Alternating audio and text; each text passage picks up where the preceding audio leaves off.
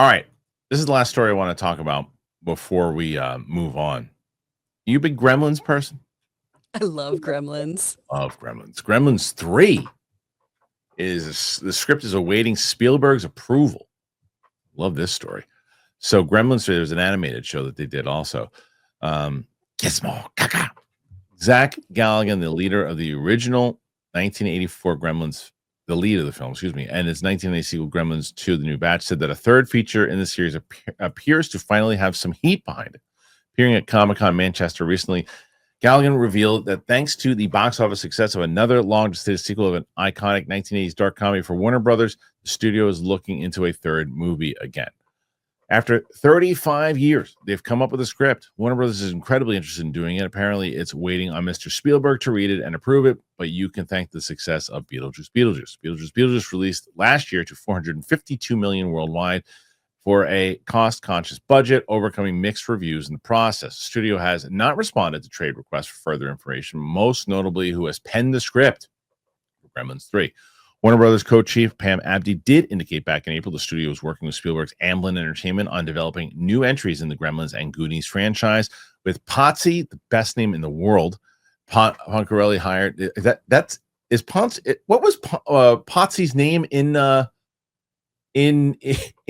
Happy Days? Wasn't it Potsy Poncarelli? No, it was Fonzie, Arthur Poncarelli.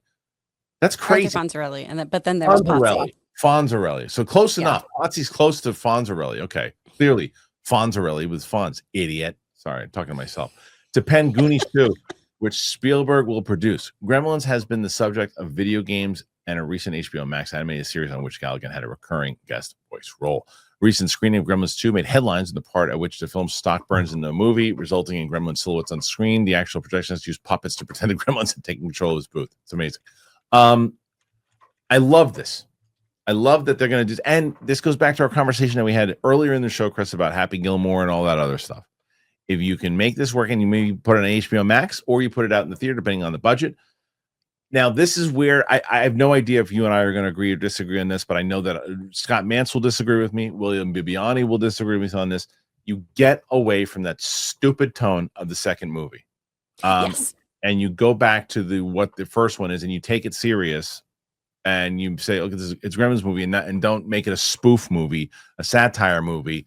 Nonsense. I hate Gremlins too, and I used to get into arguments with Bibiani and Mantz about it all. And what are you talking about? It's even better than the first. Solid. You have to just view them as totally different films if you want to enjoy the second, in my opinion. You're right. You're absolutely right. This is totally different, and it's silly and ridiculous, and now we've got a gremlin with tits. Let's go. Like, it's a very different movie. Gremlin with tits. What could be better?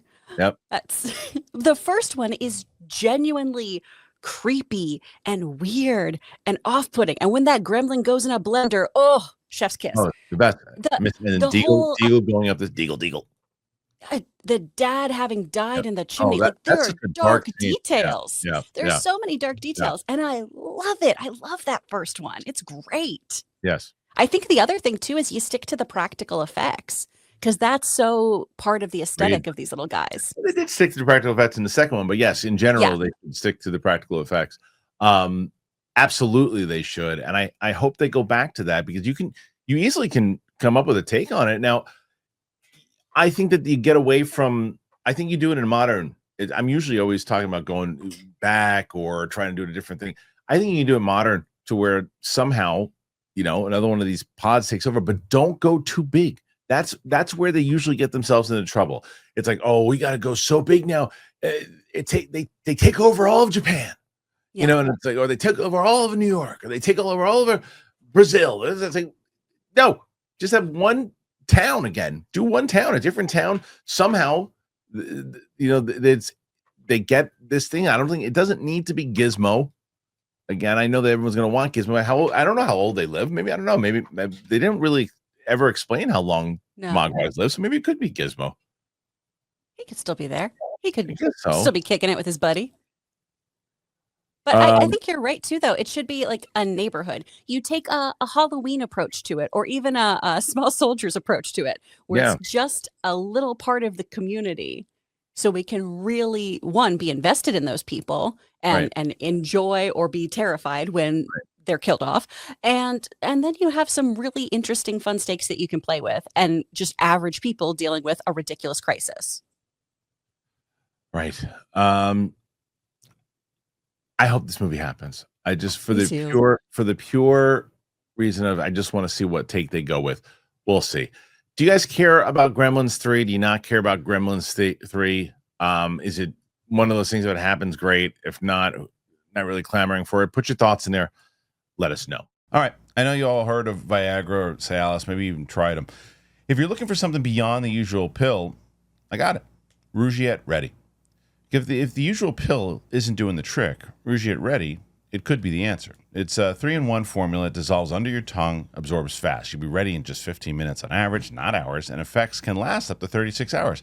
That means that you're going to stay confident, you're going to stay present, and in control when the moment is right. Getting started is super simple. Rougiette connects you with a board-certified doctor, 100% online, and if prescribed, your treatment ships directly to your door. Connect with a provider at rougiette.com/Kristian to see if a Rougiette-ready prescription is right for you. You can get the code Kristian to get 15% off today. Rougiette.com/Kristian. Use that promo code Kristian to get 15% off today. Head on over to rougiette.com/Kristian. Use that code Kristian to get 15% off today. Use the code to support the show, and so Rougiette knows that we sent you. Individual results may vary with prescription treatment. Compounded drugs are permitted to be prescribed under federal law, but are not FDA approved and do not undergo FDA safety, effectiveness, or manufacturing review. Please visit the Rougiette website for full safety information.